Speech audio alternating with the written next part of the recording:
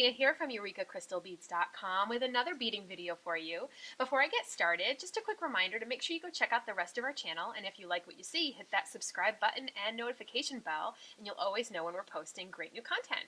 So what I'm going to be doing today is a really fun little festive earring for upcoming 4th of July, and it utilizes Swarovski Crystal and some sterling silver and base metal components, and it's obviously the whole red, white, and blue theme. So it's a little early, so that way you can certainly be sure to make all of your festive wear long before July 4th, so you can be nice and prepared. So this is a basic video, and all you will need are a few tools, and I have some round nose pliers here. And just as a review, these are like 2 ice cream cones. There's no flat edges on them. I have a cutter here just to cut any of my wires. And then I have some chain nose pliers here. And chain nose pliers are flat inside, and they're also smooth. There's no ridges, and they taper to a point when you close them. And as far as the other components, I'm utilizing an 8mm Swarovski Crystal in light cyan. I'm using some 4mm Swarovski crystals in clear AB, or crystal AB, and I have some 6mm crystals in aptly named majestic blue AB, and I thought this was really just the perfect blue to use for this project. And then I just have a few eye pins here, a head pin, and an ear wire. And one of the things I like about these particular components here is that they're a very bright finish silver color, so that way I can save on cost by using non-sterling components that look sterling, but then I have sterling for the ear wire, which is the part that's actually going to go through my ear. So that's important if your ears are a little more sensitive. So, but overall the earring will have a sterling silver look to it. So it's really easy to get started.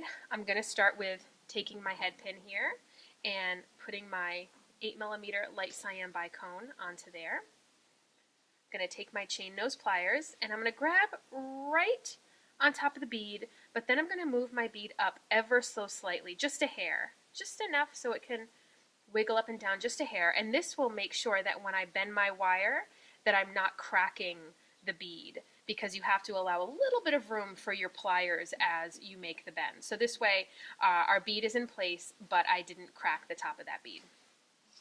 So now I'm going to cut off about half of the head pin, and I'm going to use my chain nose pliers to roll a loop away from myself. But you can do whatever direction you find most comfortable.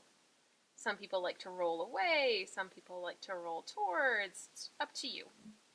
And then if your loop is just a little bit off kilter, all you have to do is take your chain nose and just give it a little bit of a squish, and it will line it back up again nicely. So now the rest of the earring will just utilize these eye pins, and these are great because half of the work is done for you. One side already has a loop that is rolled. So I'm going to use my chain nose pliers, and I'm just going to grab the opening, or the piece of the wire that's right at the opening of that loop, and I'm going to swivel it open to the side. It's really important to swivel the loop open to the side versus opening it up like this, because otherwise down here will eventually get weak and break. So it's important to always swivel loops. So now I'm just going to take the loop of my bicone, and I'm going to just slide it right onto the loop I have opened, and then I'm just going to nudge it shut, just like that. And now I'm going to put on one of my little 4mm crystal AB bicones, and I'm going to repeat the same steps that I did on top of the light cyan bicone. I'm going to make a bend just a hair up. I'm going to cut down the wire, and I don't like to open my loop until after I've completed forming it. I just find that that's what gets me the nicer finished product. And now I can take my next eye pin, and I can just slide it right onto there and shut it, just like that. Now it's time for the majestic blue AB bicone in 6mm. Again, I'm going to do the same thing. I'm going to grab the wire just a hair above the crystal, make my bend with my chain nose, cut the wire down,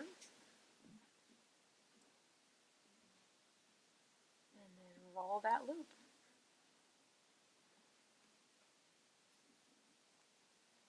And you'll notice I bend a little bit of the loop and then I adjust it how I'm holding it to really see it forming. This way I know that I'm creating a loop that's a good shape. I'm going to swivel that open, slide it on. Now whether you swivel the loop of the new eye pin open and attach it, or you swivel open the loop you just formed, it really doesn't matter. It's 6 of one, half a dozen of the other. Whichever you prefer to do, it doesn't really matter. As you can see, I've done both ways. I'm going to top this off with one more 4mm crystal AB bicone. Cut my wire down and roll that final loop.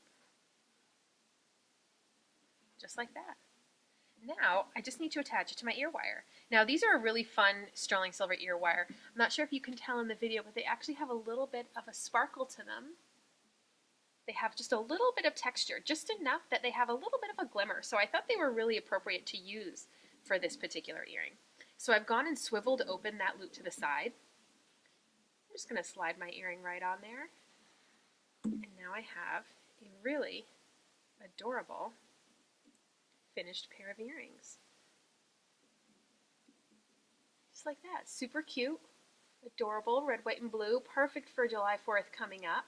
So this will hopefully give you plenty of time to gather up your supplies so that way you can make all of your festive wear for Independence Day.